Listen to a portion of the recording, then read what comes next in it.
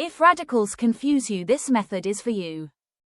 This does not need long steps, just smart thinking.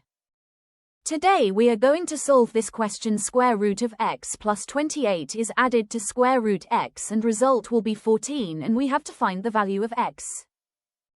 This square root x goes to right side and we will get square root of x plus 28 is equal to 14 minus square root x.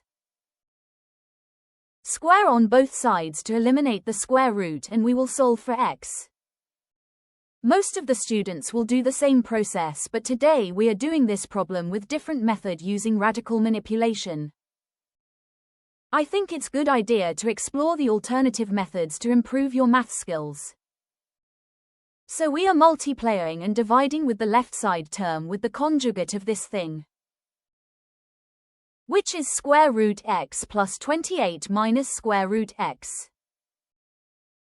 Let's simplify the numerator first.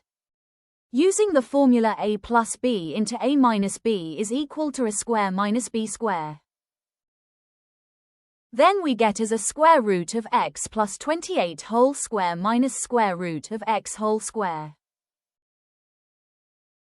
The square and square root will be cancelled out, and to the right the square and square root will be cancelled out. Plus x and minus x will be cancelled out and numerator becomes 28.